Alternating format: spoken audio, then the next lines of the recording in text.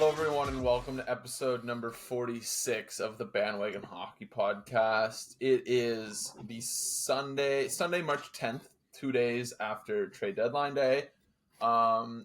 We are a little groggy this morning because we fast forwarded an hour, because we still do that in the year 2024, in Ontario anyway, and in Nova Scotia for Ryan. And yeah, so it's 11 a.m., feels like 10 a.m. I woke up at 9:30, felt like 8:30. You know the deal. It's every year. It's stupid. Anyway, what do you want to talk about, Ryan?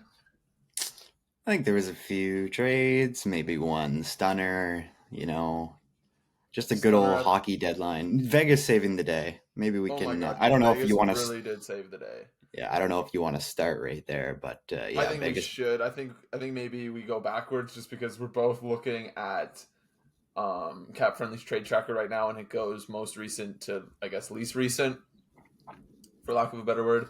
And if we were to go out of order, we would probably miss one. So we can kind of just run down the list, go over the stuff that's like actually important to us, and then we'll just go into our little sidebar conversations on each trade or what have you.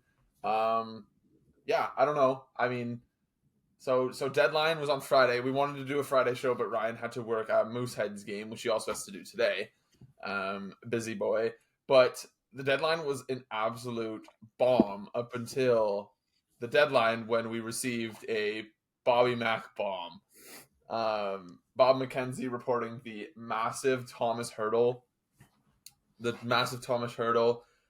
trade, which had Tomas Hertl going to the Golden Knights along with 2 third-round picks. We can get to that in a moment. In exchange for their 2023 first-round pick, David Enstrom, who was drafted 32nd overall, and their 2025 first-round pick, which is funny because then that moved the Hanifin pick that they traded to Calgary to 2026.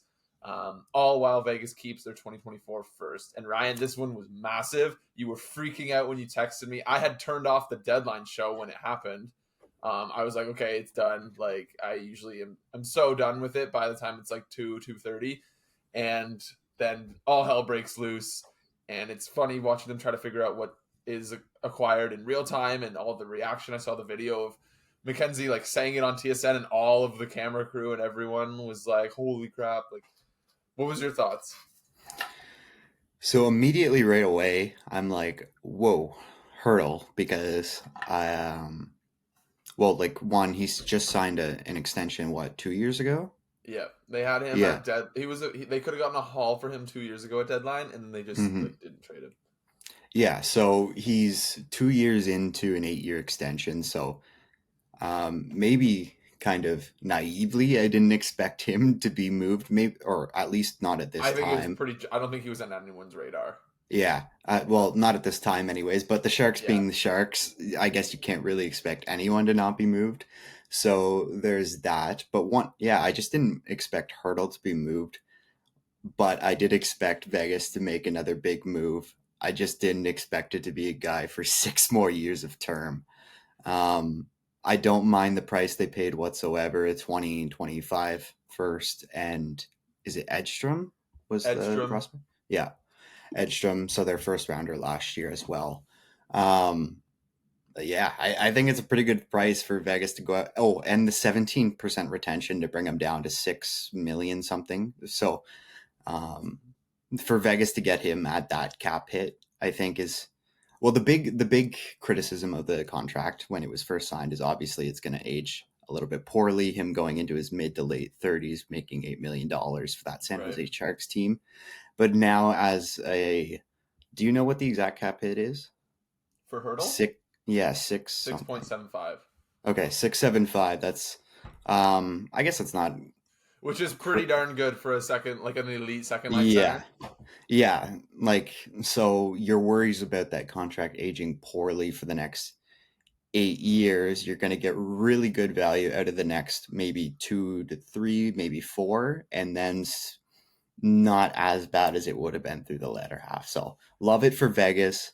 Little confusing from the Sharks side, but they did get decent value. So What are your thoughts? There's so much to unpack with this trade Hmm. in terms of future ramifications for Vegas. Like, say hello to Chandler Stevenson on the UFA market this summer. Oh yeah. Probably say hello to Jonathan Marchessault unless he takes some sort of sweetheart deal to stay in Vegas. Hmm. Um, And probably Martinez too if they want to oh, resign Martinez was Hannafin. already gone because of Yeah. Hannafin, I think, Yeah. because I think they're going to sign Hannafin. Um, but it's just absolutely bonkers that Vegas just keeps on churning stars through this organization.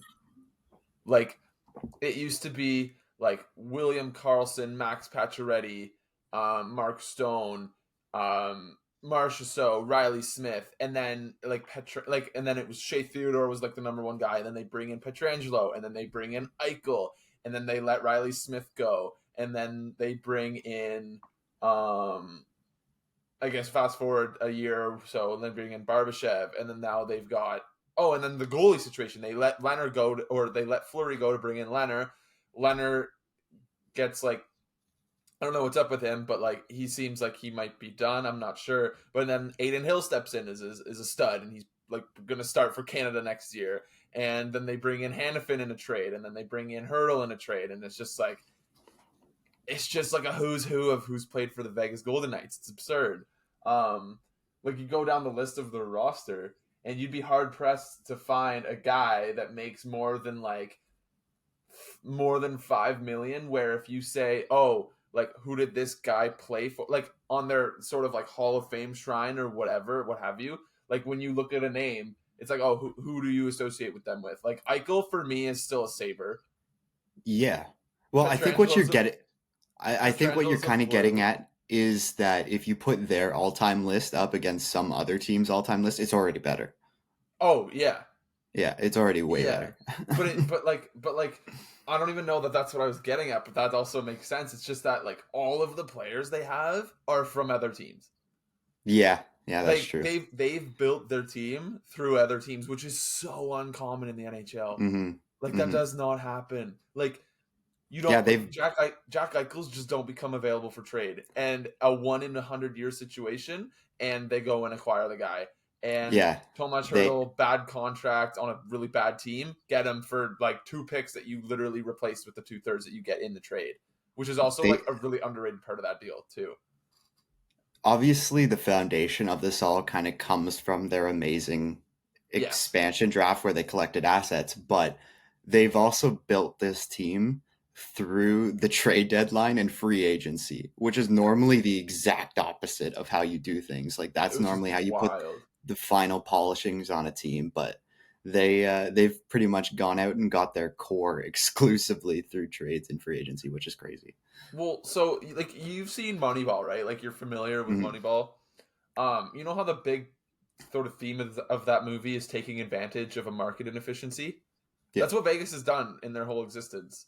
Like they've gone out there and they've noticed that these star players, like Noah Hannafin, is a star player, and who else have they acquired at the deadline? Like Ivan Barbashev, not necessarily a star, but they went and got him, and then they kept him, and now he's just part of Stone their roster for the next 5 years. Mark Stone was Stone a deadline. I always mix up him and Carlson for like Eric Carlson for their when they were mm, traded. Mark Stone acquired at the deadline. He's automatically like he's gonna end up being a franchise leader in a bunch of categories, and he's their first ever captain. And they got him at the deadline for peanuts. I like the list goes on and on and on of guys that they acquire, and then in free agency or even Eichel, like that was an in season trade. It wasn't deadline, but it was in season. Petrangelo was free agency. Who else? I mentioned Hannafin. Alec Martinez was free agency. They kept him after, or not free agency. Sorry, they got Alec Martinez at the deadline, and oh, they've kind of picked up on this idea that a good organization can go get these star players for cheap when they're considered a quote unquote rental, but then just keep them because players want to be in Vegas, and that's what they they've did with Hertl. They they they they capitalized on this time period when prices are kind of sort of down because the teams have so little flexibility, and they go get this guy from San Jose, and San Jose was like, oh my god, you want to take this from us, like here, take him. And now Vegas has this great second line center for the next 6 years. Yeah, and another thing that they've kind of caught on to that not many other teams have, other than maybe Tampa Bay, is that those picks and prospects that they're constantly trading Yep. will almost never turn into the players that they're acquiring. So it's Yep. almost always worth it. Like, unless you're getting a top 10 pick, which Vegas isn't because they're always good, No, they're always it good. it yeah, it makes perfect sense for them to keep trading these first round picks. And it's hilarious that they kept their 2024 through this, because I guarantee you that prospect's getting traded at the 2026 deadline. Or he'll just like be their other version of Brendan Brisson and then come up and be a cheap guy on their team that they Hmm. can slot into the bottom six, which I think is probably what Brisson's going to be. That, or they trade him straight up for a Or they trade him. Barbashev Yeah, like they did exactly. Like last it's, year. but they're gonna Yeah. use him. Like I trust Yeah, that yeah, Vegas is gonna yeah. make use of that player. They're either this is probably what they do. They notice if a guy is gonna turn out or not, and then before anyone else notices, because no one has that as much intel as they do on their own prospects, Mm. they flip them for players. Um, like I saw a list of all the first round picks, either future or former, that Vegas has drafted or we're going to possess in the future from like 20 whenever their first draft was 17 until 2026, and the only one that's still in the organization is their 2024 first and Brendan Brisson.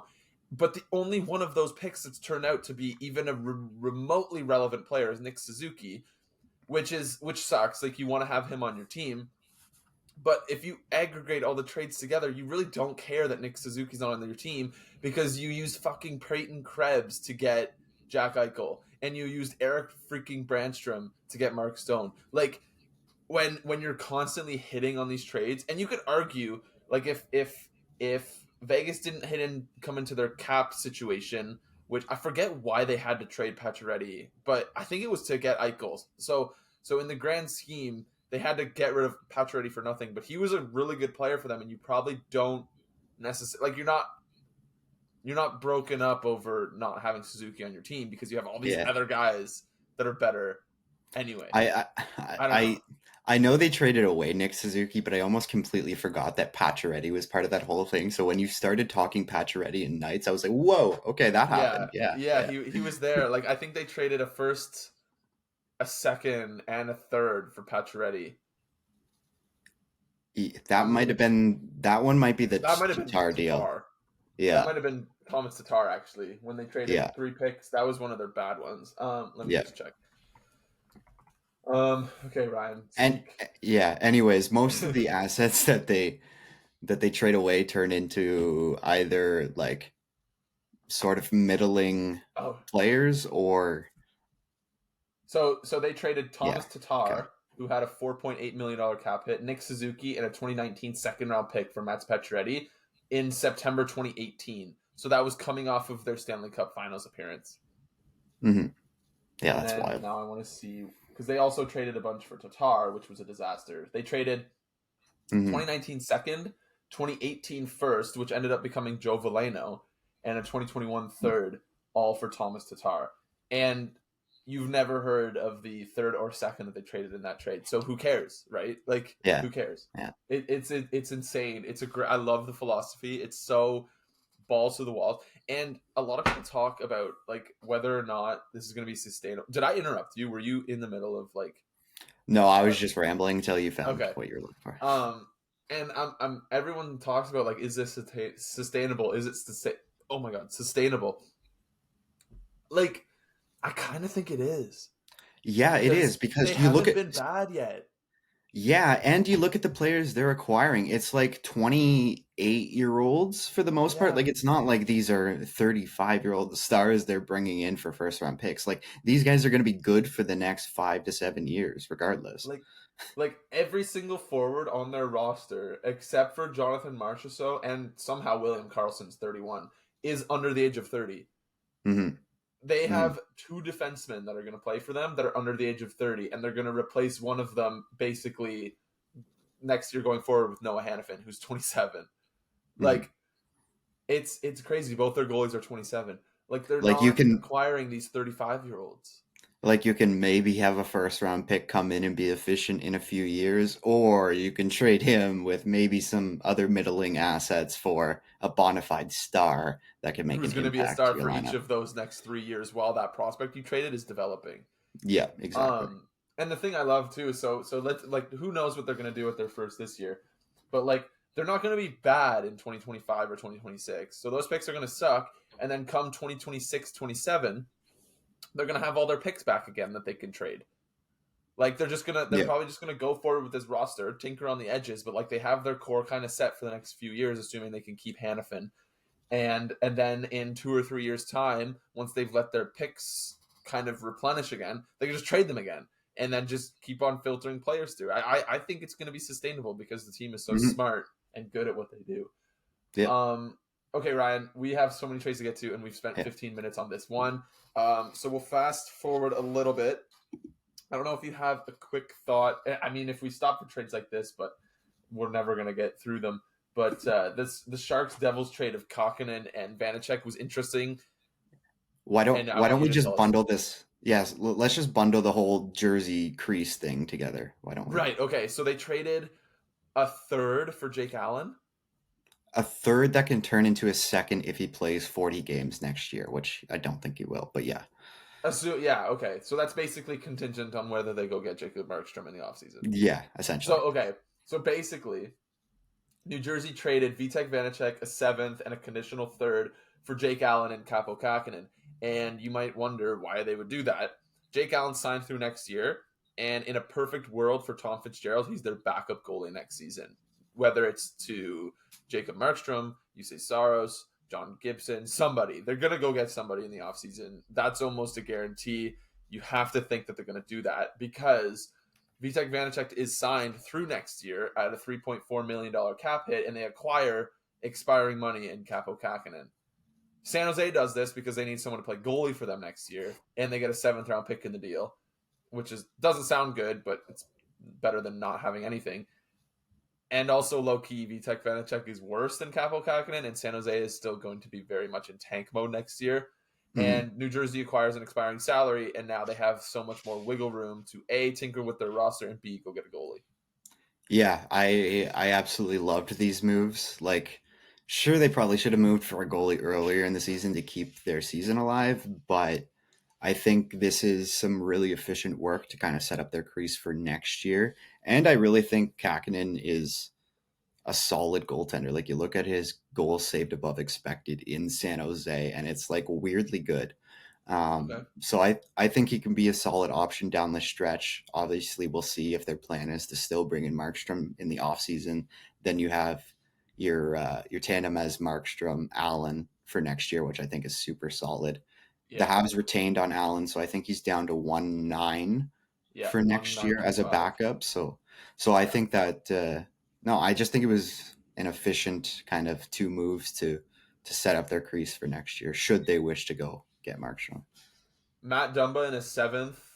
No retention from Arizona for a 2025 fifth. A lot of people thought this one was really funny because Arizona, or there was a report out there that Arizona was asking for a first for the guy, Hmm. and then they ended up ditching him for a fifth rounder in exchange, and along with a seventh rounder. So essentially giving away the player for a 2 round upgrade at the end of the draft, Yeah. which was funny. I have no thoughts on the trade. I just wanted to point that one out because it's funny. Boston picks up Patrick Maroon and Andrew Peak, a couple of depth moves. The Maroon one is funny because their bonehead commentator basically fat shamed him live on a broadcast a couple years ago.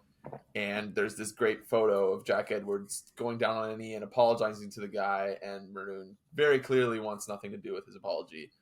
Um, so that'll be interesting. I think there's a quote out there too that Maroon was like, "It feels like I'm hated here."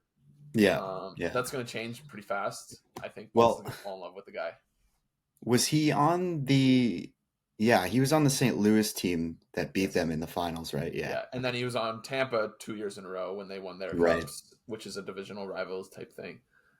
Yeah. 3 years in a row, actually, I think, for Maroon. Anyway, moving on. In one of my personal favorite moves of the deadline, Nashville acquires Jason Zucker for a sixth round pick. Also, like a case of Arizona getting nothing for their asset. And it's Yeah. very blatantly obvious that's because they just didn't have to retain. So they were willing to get nothing for these guys so that they wouldn't have to pay them anything down the stretch. Yeah, and like they already have do they have two retention slots? taken up, or just the one? Because obviously the one's gone for 8 years. But Right.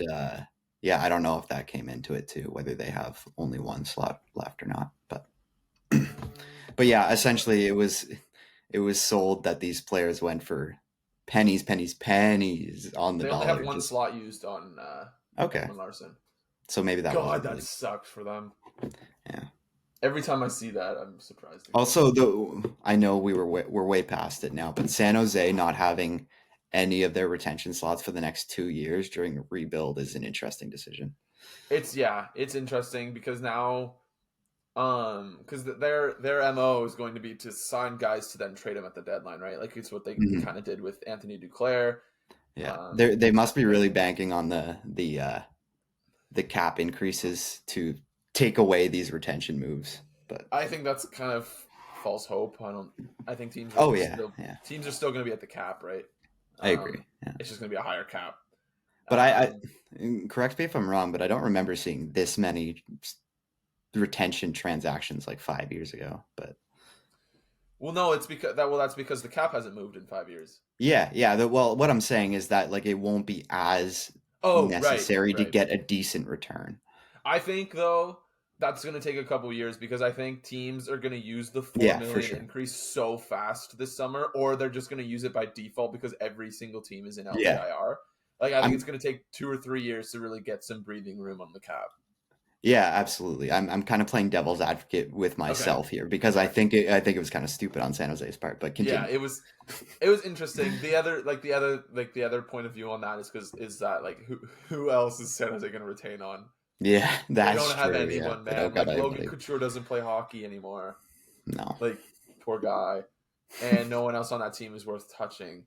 Um, so I don't know. Yeah. Yeah, I think the only thing it really hurts them that with is that they can't go sign guys in free agency and then flip them. Mhm. Um, True. but anyway, okay. Personally, one of my favorite trades of the deadline: Winnipeg acquires Tyler Toffoli at 50% retained in exchange for a 2025 second and a 2024 third.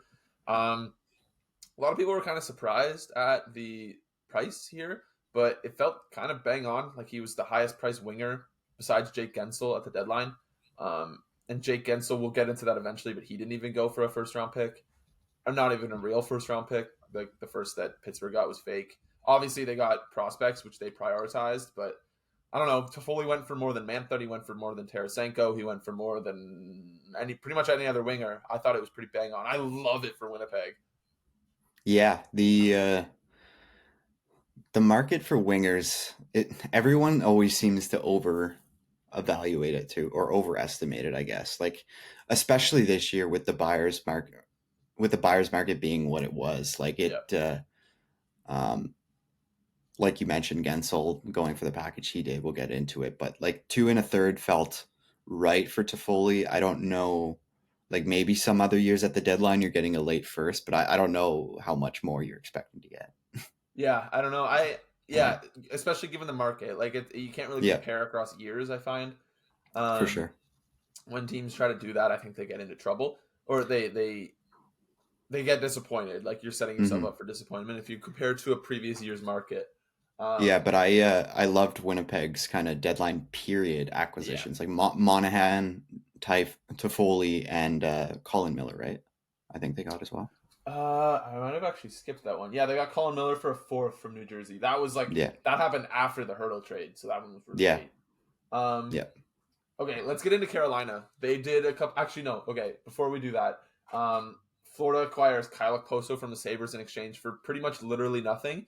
And this is just a case of Buffalo letting their guy, who's been their captain for 2 years, been in the organization for I think almost 10, just go chase a cup. He'll be on the fourth line with Florida. Yep. Somehow Buffalo didn't have to retain, so somehow Florida still had cap space. I don't get how they have that. God, Yeah, I just I don't love know. that team. But Yeah, no, but just kind of a the sorry. NHL's new premier destination, the Florida Panthers. Yeah. Just a case of a guy whose name has been in NHL lore for the last 15 years, kind of toiling away in Buffalo for a lot of those years, getting to go chase a cup on the fourth line of probably the Hmm. best team in the NHL right I now. I also saw a quote from Sam Reinhart just talking about how much Oposo like meant to him Oh, while he was nice. in Buffalo. So I think that connection would be cool too. That'll be cool. Yeah, that is cool. That's Mhm. just like he'll be a fourth line contributor for them. Oh yeah, yeah, yeah, yeah, And it's like old guy without a cup. You yeah. always But need those. yeah, 100%. And like if he's as good in the room and just like a great teammate, like Reinhardt's saying, I think yeah, great fit. Okay, let's get into Carolina. They did a lot. Let's quickly go over the Kuznetsov thing. So they acquire Evgeny Kuznetsov, who signed through next season at at 50% retained, which gives him a $3.9 million cap hit. He's currently in the NHL in the AHL, but I think that'll quickly change because here it says he has a $2.75 million cap hit, but it should be 3.9. And in exchange, Washington actually acquired an asset for him, which I was very surprised by. They get a 2025 third. And this is obviously a case of a very, very, very smart organization betting on a guy that they like, Mhm. um, which I have no issue with. I really like, but I'm still surprised that they actually had to give up what they did. Yeah, outside of having to give up a half decent asset, this is such a Carolina move. Like Yep. it's exactly what they did to get Brent Burns, Yep. essentially. It's exactly what they did to get Max Pacioretty, essentially. Yep. Like it's you're taking a more, well, not really a flyer, but just like an older guy who's had in his prime kind of way away from him, looking for a fresh start. So Yep. it remains to be seen if he can kind of bounce back in 2024. His numbers have been, and analytics have been really rough for the last little while. So Yep. maybe he can find some Carolina magic. We'll A see. lot of people have been saying the only thing he's still good at is passing, which Yeah, yeah, who knows? Maybe and playing Washington's also been kind of a dumpster fire the last few years. So true. I know for sure Kuznetsov's point totals were there very recently. Actually, I think he had 55 in 81 last year, and then 2 years ago in 2021 2022 he was a point a game in 79 games. Hmm. Yeah, So there's still. I think it's a solid bet. I also That think he's been wanting out of Washington for a while. oh yeah, So and I just think, which makes Washington getting a third for him all the more yeah, impressive. it's impressive for Washington for sure. But And then if, sorry, just one yeah, last comment on that. I think if it doesn't necessarily work out for them, though, it might be a little rough having him on the roster for next year. But yeah, yeah, I we'll agree. see. There's some inherent risk there with Carolina, but I really trust that organization, and they Mm, obviously trust Rod Brindamore. mm. Okay, moving on to the second deal of the day. The deal of the day was Tomas Hertl. The second, actually no, this was the day before. So the day prior, the deal of the day was Jake Gensel going to the Carolina Hurricanes, 25% retained for a $4.5 million cap hit, along with Ty Smith, who's still kicking it. In I feel, exchange, Pitts. Hmm? sorry, I just feel like he's been in the random tag along piece in like three to maybe not even three trades over there, but it feels like he's always involved in a trade. Yeah, it's funny. In exchange, Pittsburgh acquires Michael Bunting, who's in the first year of a 3-year contract at $4.5 million, zero retention there. They acquire Vasily Ponomarev, who was Carolina's second round pick in 2020. They acquire Cruz Lucius, sick name, fourth rounder from 2022 from Carolina, and Vili Koivunen, who was their second rounder in 2021. Um, in the trade, Pittsburgh also acquires a conditional 2024 second round pick via Philadelphia. So it's Philadelphia's second rounder, which kicks up to a first, Carolina's first, if Carolina wins the cup. And they also acquire a conditional fifth if Carolina wins the cup. So Pittsburgh will be Carolina Hurricanes fans, it looks like, in the playoffs. Is Um, it is it the cup or is it 3 rounds?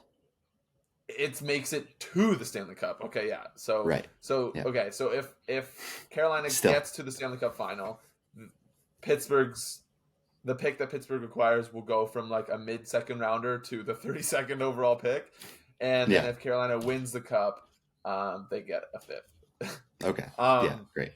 but obviously the bulk of the deal is Bunting and the three prospects. Pittsburgh obviously prioritizing these guys in their early, like very early 20s rather than undrafted draft picks like Hmm. 18-year-olds 19-year-olds because they want to be competitive while they have Sidney Crosby and Evgeny Malkin and Chris Letang and Erik Karlsson contributing at the NHL level.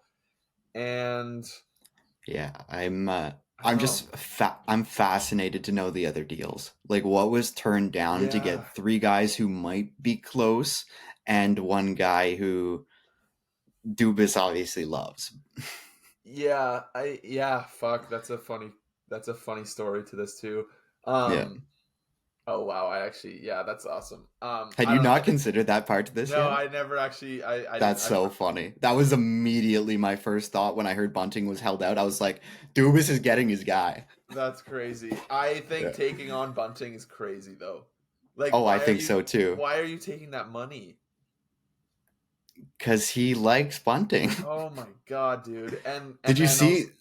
Sorry, did you see Bunting was on Crosby's left wing like immediately? no, I actually haven't looked at the games from last night Yeah. yet. Or would that have been Friday? I don't know if he's actually played yet, but I did see a tweet. Maybe it was Oh, just like in practice. practice, he was on his line. Yeah. Okay, interesting. Um, yeah, I don't know. It's tough because like I'm not one to get into prospects. I don't know anything about prospects, which is why this trade like is hard to sort of look at. Because if they were picks, we would be like, okay, a pick is worth this much, but I don't know what these Hmm. prospects are. I know, according to I think Scott Wheeler, these prospects that Pittsburgh got were Carolina's 6th, 7th, and 9th in their organization. But that being said, they become Pittsburgh's, I think, 2, 3, and 4, or like Yeah. 3, 4, and 5. They become like all three of them become Pittsburgh's 3 of their top 5 prospects, which is incredible. Hmm. And Kind maybe of, even if, sorry, didn't mean to cut yeah, you off, but maybe even if like two of them become guys who play games, like it, I don't want to say it's worth it, but like they have nobody coming right now to try to yeah, supplement that group. So that's clearly what they were looking for is yeah. guys who can maybe step in soon. It's just it's crazy that they weren't able to crack that top 5 prospect pool. Yeah, I Um, agree. but I mean, Carolina, maybe they had. I don't know. Like that's kind of you mentioned it. Like I want to know what else was offered and see what Dubas passed Hmm. up on to get this package. The other thing too is I guess they do get Bunting, so like he's gonna help with the NHL roster for the next 2 years, 2.5 years, Yeah, and then maybe he puts up if stupid these numbers next to yeah, Crosby. Who like he's knows? Yeah. performed well with top players before. Um, Hmm. Maybe he could be their Kunitz. But I don't Yeah. know. Like, I wonder, like, if did Pittsburgh not give Carolina permission to talk to Gensel about an extension? Did Carolina not want to have an extension in place so that they wouldn't have to trade as much, knowing that they're going to have the player on their team for the next 3 or 4 years or 3 or 4 months, so they can talk to him now? Like, I don't know. Honestly, it would be such a Carolina thing to view this as a pure rental, but Yeah, that too. yeah. Because like I don't know that you're terribly broken up about what you gave up if he does end up being a rental. Because if And that's just if always their anything, pl- and if that's just anything, you always get out their of Bunting's money. yeah, and Um, that's just always their play though. They never sign anyone yeah, like long term. Yeah. and it's weird that Pittsburgh didn't, um, Hmm. because I'm honestly think because obviously like I think a Gensel contract's going to be the max term, either Yeah. 7 or 8 years, depending on if he signs in Carolina or in free agency, because he's 30. Like he's like this is going to be his last big contract probably, um, and Pittsburgh probably doesn't want to keep on adding years to this expiring core. Like Crosby has 1 year left after this one. But then he'll sign his extension for who knows how many years. Malkin signed what a 4 year deal. The Tank signed 6. Hmm. Like, do you really want to tack on another contract for 8? Like, I Yeah. think Dubas I has Crosby's career in mind, which let's say is like 4 or 5 more years, as like a hard stop for when to fully just tear the shit down. yeah, no, I completely agree. I think it was probably the best of both worlds for him, but I think to get most value, you would have had to focus on one or the other. Does that make Yeah, sense? yeah, it Like, does. yeah. So I don't know if splitting it down the middle, focusing on future and now is, yeah, it's hard to judge without knowing what the other trade packages were because you've just seen what the market was this deadline. It was obviously a buyer's Right. market. So, but Let's I find it hard to believe that they didn't have a trade package that had a solid first round pick in it. But Yeah, but then if you do that, you probably don't get the prospects. So true, yeah. yeah, So it's that's a the trade thing. off, I guess. It's a thing. Let's talk about Yep. DraftKings. Bet the action on the ice with DraftKings Sportsbook. Some kind of interesting games. A lot of guys I think are going to be making debuts with their teams tonight, although there were so many games yesterday, and it's always so surprising how quickly these players are in the lineup for their new teams. But, I mean, Crosby McDavid is always kind of must-see, regardless of where Pittsburgh is at in their sort of winning cycle. Edmonton -1.5, Pittsburgh +1.5. I kind of like Pittsburgh. Like, who knows? Crosby just goes ape shit after trading away the best winger he's ever had. So I like Pittsburgh +1.5. Download the app now and use code THPM. New customers can get $150, $50 instantly in bonus bets for betting just $5 on hockey. That's code THPN. Only on DraftKings Sportsbook, an official betting partner of the NHL. Crown is yours. Betting bonus bets expire 168 hours after issuance. Gambling problem? Call 1-800-GAMBLER or visit www.100gam.1. Oh my god! Or visit www.1800gambler.net. That's weird. In New York, call 877-8-HOPE-NY or text HOPE-NY 467-369. In Connecticut, help is available for problem gambling. Call 888-789-7777 or visit ccpg.org. Please play responsibly on behalf of Boot Hill Casino and Resort. 21 plus, age varies by jurisdiction. Void in Ontario. Bonus bets expire 168 hours after issuance. See dkng.com/hockey for eligibility and deposit restrictions, terms, and responsible gaming resources. NHL and the NHL Shield are registered trademarks of the National Hockey League. Okay, moving on. Tampa acquire, or are you good with the Gensel stuff? Also weird that he's just gonna like be in the division, huh? I don't know. I always find that stuff weird. Yeah, I don't know. It seems like teams are less and less caring about that stuff. Yeah. I don't know. It felt like there was a lot of that this year. Like Kuznetsov was in Division 2. Tarasenko in Division... Well, Tarasenko had no choice, but yeah, anyways. I think it's overrated. Oh, like completely. Trading within the division. Get the best package. Who cares where he goes? Mm. Okay, let's rip through some here. Tampa acquires Duclair for a third. Nashville gets Anthony Beauvillier for a fifth. Nashville sneaky taking in a lot of money. They had so much cap space. Like they got Beauvillier at a full 4.15. They got Jason Zucker at a full 5.3. Usually teams can never do that at the deadline, especially teams that are buying. What else do we got? Colorado acquires Brendan Duhaime for a third. Yakov Trenin for a third. Edmonton gets Troy Stetcher for a fourth in 2027. No, all good. I just, rather than doing this, do you maybe want to pick apart Colorado's deadline as a whole? We definitely got to do Colorado, and then we also got to do Hannafin. Okay. Although we already kind of did Hannafin. So we actually might even be able to skip Hannafin because we kind of did that. Sorry, continue. Just like Colorado as a whole popped into my head. Okay. Toronto gets Joel Edmondson for a third and fifth. Rangers get Wenberg for a second and a conditional fourth. The condition is ridiculous. What the hell? Oh my god. Do you want to hear this condition? Oh, is this the Lundqvist one? Yeah. Yeah. What is up with that? Oh my god.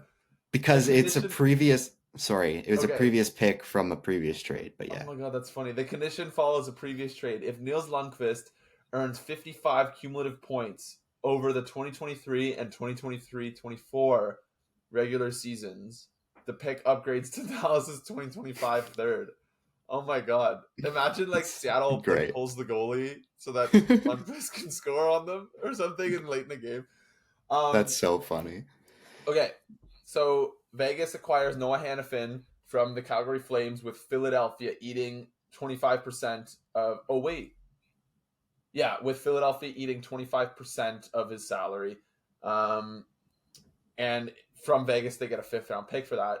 Calgary acquires Daniil Miramonov, a 2024 third-round pick. That is contingent. That becomes a second if Vegas wins one round, so you can probably bank that. 2020 and a 2026 first because the 2025 first was traded for Tomas Hertl. We kind of already dissected this. I don't mind the package for Calgary. I think I would have liked to see them get an earlier first for Hannafin, but yeah, I I don't know. They have think, so many picks over the next few years. It's kind of okay to just space them out. yeah, I think what I saw was, this could be wrong, but I think if Vegas didn't trade the 2025 one, it was going to have protection, but now that they're getting the 2026 one, it doesn't. Right. Yeah. It was going to be top 10 in 2025, I think. Hmm. Um, yeah. So that was their small benefit for adding in that condition. Yeah. So it was. So it basically the condition exactly reads if the pick is traded by March 10th, 2024, which is the day after the deadline, or if the pick is top 10, Calgary will instead receive a 2026 first. Um. Okay. Edmonton made a kind of like I don't know. I don't really care about it that much, but it's significant. They get Adam Henrique and Sam Carrick from Anaheim.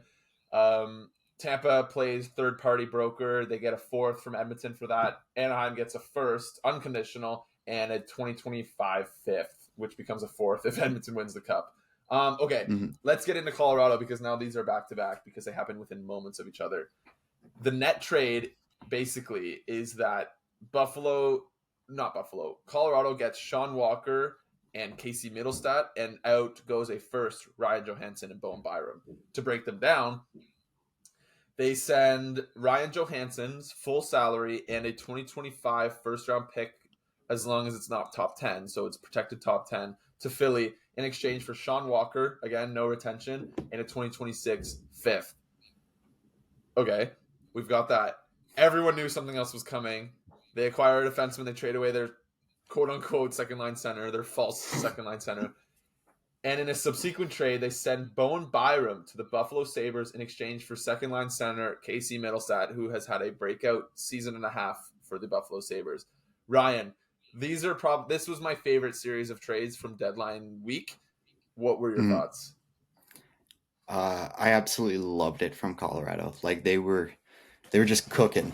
It was clear that they needed to move a defenseman. People thought for years it was going to be Sam Girard, but Yeah. it ends up being Bowen Byram. I guess they saw maybe him stalling out a bit, and an opportunity to go out and get better value. I'm kind of surprised that I don't I don't know. I'm kind of surprised that Buffalo would move him or Middlestat for Byram, just considering that they already have Power and Darlene on that left Yeah. side, kind of similar to Ottawa's problem that with Sanderson, Shabbat, and Chikrin. But uh, I don't know. How did you feel about that swap in particular for Buffalo? For Buffalo, Yeah, I liked it because if Byram's not a fit, you can trade him again. But yeah, I guess. Casey Middlestat was going to be hitting arbitration this summer, and they probably didn't want to give him a long term contract because they have so Hmm. much money tied up in their current core, which they've kind of established as their core. Yeah. Um, and so if they go to arbitration, Middlestat basically the money that Middlestat gets for next year is then out of Buffalo's control, right? Because a third party Right. comes in and decides. Usually they just split the difference between what Colorado's offering and what Middlestat's asking. But a lot of times the player will ask for something a little bit inflated because of how frequent it is that the arbitration guy just splits the difference. Hmm. So I don't think Buffalo wanted anything to do with that. I would imagine Colorado's going to try to hammer out an extension with this guy. I Oh would yeah. My Yeah. guess would be in the $5 to $6 million range, maybe. Kind of at that, maybe between like I'll do a wider range between 4 and 6 because he's going to be like their second line center of the future, right? Hmm. Um, but for Buffalo, they do have a bit of a logjam on the left side, but I think Bowen Byram was playing on the right in Colorado, and then I believe Darlene had been playing on the right when Matthias Samuelson was healthy. So like they've got guys Yeah. that have been playing on the right. Obviously, it's not ideal, but all of a sudden, their top four defensemen plus Ryan Johnson, who came up recently from the AHL, who's a former first round pick for them, is also left handed. So 5 of their 6 defensemen are left handed right now. Hmm. But you get a look at a guy who was drafted 4th overall, was legitimately a defensive catalyst for the team that won the Stanley Cup in 2022, and I don't know, he signed through next year, so you get a free look at a guy who could become a superstar for you in 2 years, and then if he's not a fit but he plays great, you could trade him in exchange for more stuff, or you just Yeah. keep him if it works out great. I kind of like it for Buffalo. Right. Yeah, I guess if they Love were it for really that, Colorado. Love it oh for yeah, Colorado. yeah, Byram yeah. wasn't moving. I guess if Buffalo is really that scared of the contract situation this offseason, it makes sense to move him for the value then. Yeah, absolutely. Yeah, I think that was definitely a motivator for Buffalo being willing to trade him, because for sure. otherwise they would have paid him by now, right? Like, they paid all their Mm-hmm. guys. Why not pay this guy that's been arguably the best out of them this year? Yeah, And then the Sean Walker deal, I like it because Walker is right-handed, so he kind of comes in the exact same role that Byram had, except he goes on the other side and he'll probably play with like Sam Girard or something. It just balances yeah, their D out a little bit better. But yeah, Byram, like, he just wasn't going to work there, right? Like, it just wasn't the right situation because they have Cale Makar, Devin Taves, Samuel Girard, and mm-hmm. the injury history and this and that and everything else. They just need to move on from the guy, I think, and they bring in Sean Walker, who is a play-driving right-handed defenseman. They get rid of a problem in Ryan Johansson. Did you see some of the stories about him in the dressing room there? Yeah, I did, and it's funny how life changes in one day for one guy. Like, Yeah. in one time, or sorry, one day you're the second line center for a Stanley Cup contender, and the next you're in purgatory somewhere in Pennsylvania. So Yeah, it's tough. Because He's not reporting to the AHL either. He's just hanging out. Yeah, he's just chilling. It's kind of funny. I don't know, bad vibes, I guess. Yeah. Okay, let's do Mantha first, and then we'll wrap up the show with the Sens trade, the only Sens trade that they did. Yay! Vegas acquires left winger Anthony Mantha in exchange for a 2024 second and 2026 fourth. Man, like, you just forget about this one, right? You just forget about it. Mantha's an awesome player. He's so big. Adding Mantha, Hannafin, and Hertl at the deadline is ridiculous. It's so ridiculous. Like, oh my god. He has 20 goals this year already in 56 games.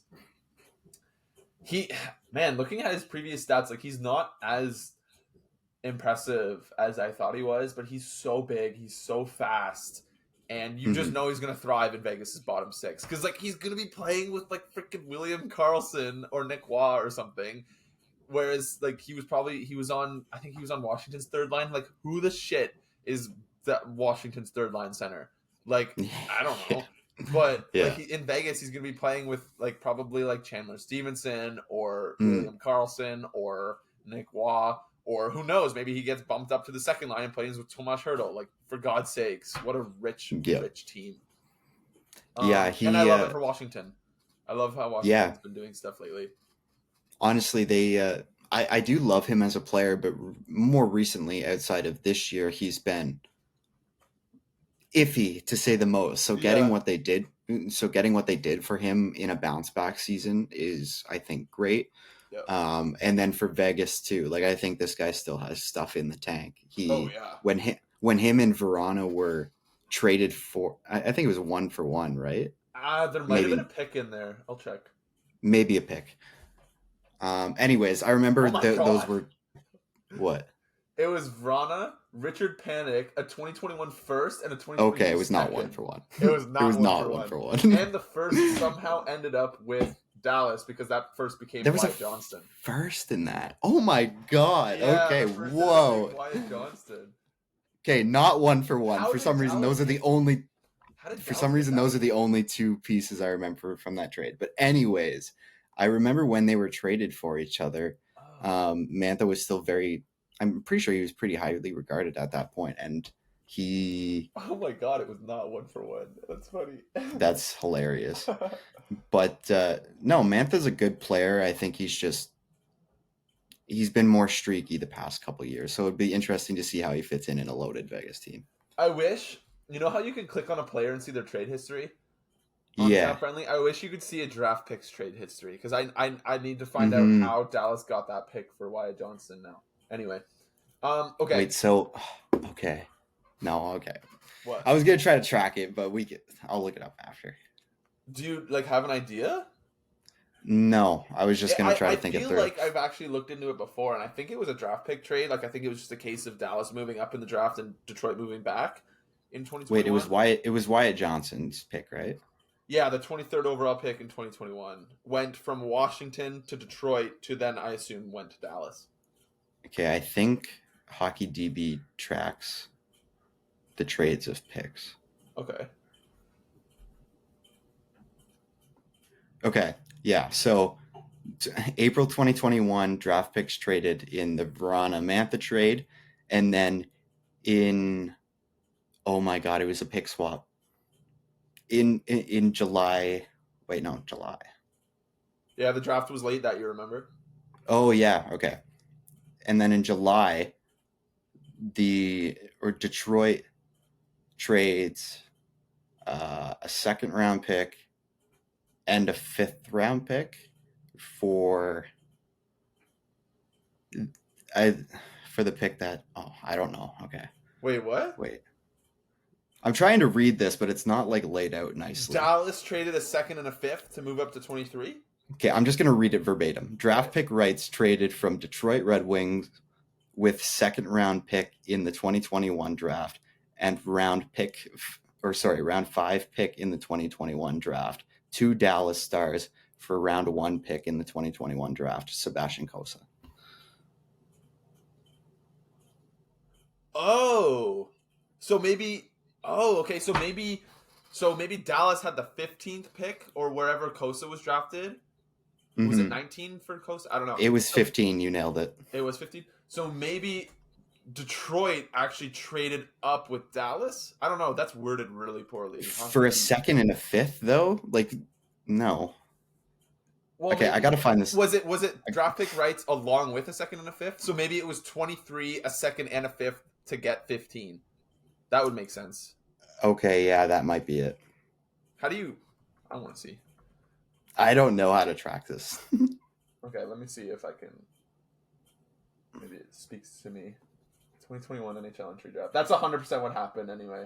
How do you check the pick trades? I don't know. I think the pieces are there though. Kosa went 15 to Detroit and Johnson went 23 to Dallas. It sounds like Dallas had the 15th pick, traded to Detroit, and in return got 23, a second and fifth. How do you find the draft pick trade history? I don't know, but just based on I know Hockey DB lays out the entire draft history or trade history of a player, including the pick. So I don't know how you do it on Cap Friendly. No, I'm looking at Hockey DB right now. Oh, show trades. Okay, I didn't see that. Okay. Oh, okay, yeah. So Ryan, it says draft pick rights traded from Detroit with a second and fifth. So the draft pick rights is 23 overall. So the 23 was with the second and the fifth to Dallas for round 1 pick, which was 15. Right. So, okay. I was just they word that reading weird. that wrong. Okay. They word that weird. Okay. Wow. Okay. Johnson. I didn't realize. Yeah. Okay. For some reason, I was thinking he was the second. They were trying to say he was the second round pick, but he's not. No, it was 3 different picks. Okay. So when it says draft pick rights traded from Detroit with second, like draft pick rights is referring to that pick. Okay. Yeah. So it was a first, a second, and a fifth for that first. That could have they could make that so much clearly worded. Way better. Like that's really bad. Yeah. So yeah, it was 23, a second, and a fifth for 15. Wow. Okay. How did we get there? I don't even remember. Well, we were talking about Mantha, and then you were like, Mantha for Verona 1-for-1, and it very much was not 1-for-1. Yeah, it was not. Okay, let's wrap up the show talking about Tarasenko. Man, oh man, were Sens fans mad about this one. A 2020 conditional fourth, which becomes a third if Florida wins the Cup. The funny thing, though, is that it's a fourth in 2024, but if Florida wins the Cup, it becomes a third in 2026. And, like, I'd wager that those picks are worth the same. Like, a fourth now or a third in 3 years. And then a 2025 third that they just get. It's kind of like that, would you rather have $75 right now or $100 in a year? Like, yeah. I'll take 75 right now. I'm going to forget in a year. Yeah. But yeah, I don't know. Like Vladdy got like Tarasenko got to pick his spot. He picked his spot. He scored 2 goals in his first game for Florida, and Sens fans were livid because some people thought that he was going to go for a first. And like, if you're Honestly, mad about that, it's your own fault. Like, what did you think? well, I thought maybe second plus something was reasonable before we knew he was limiting it to one team. But after you find that information out that he was only going to go to Florida, you look at the market, you look at that fact, and I think they did.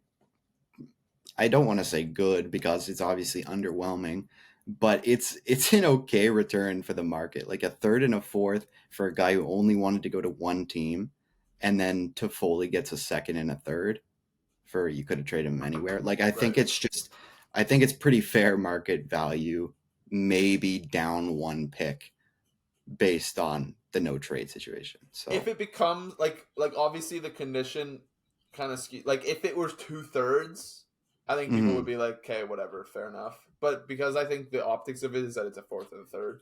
Well, I also think there was a lot of fans who were very unrealistically looking for a Yeah. first and seeing a third and a fourth. It just Yeah. it they can't comprehend it, but I thought a it, second round pick was the absolute maximum they were going to get. Like, and that it would have taken like an absolute full on bidding war.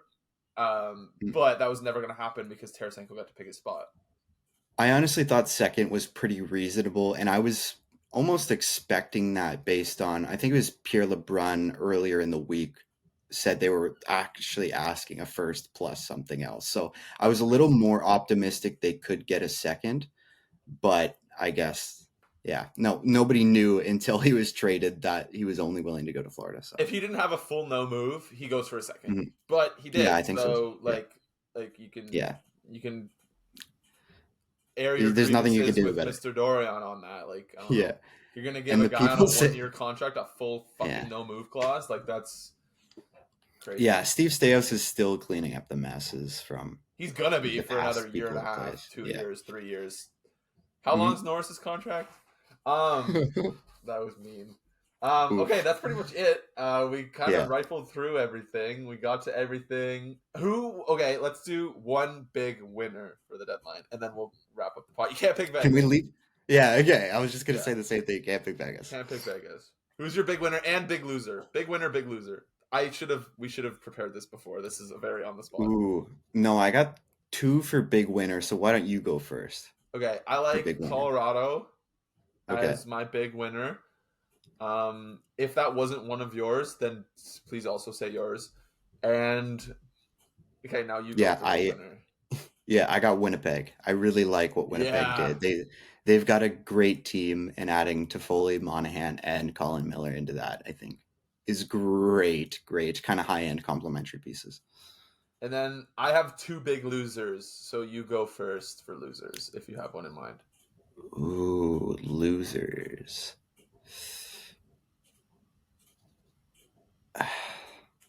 I you go first. Say Okay. one first. Arizona is the loser of the day for me. That was one I was considering.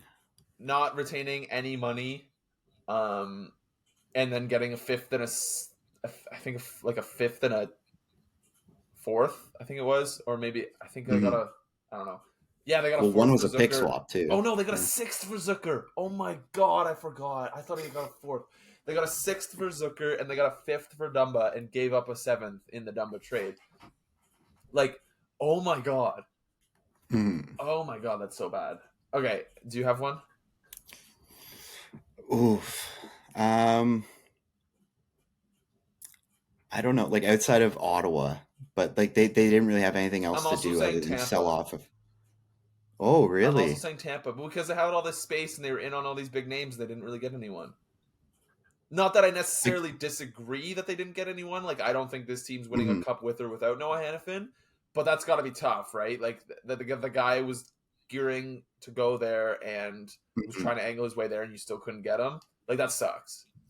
One I'll say that I don't necessarily think is a loser, but I expected to do more was the Rangers. Yeah, they should have Like they gone and got got Gensel.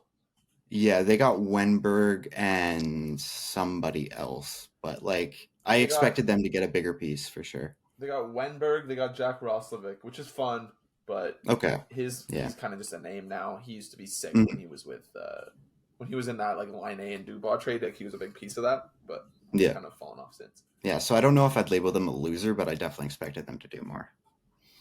Okay, we've reached an hour. We'll probably be dissecting this trade deadline for the next few weeks as we gear up for playoffs. Sneaky, only there's less than 20 games left. Kind of crazy.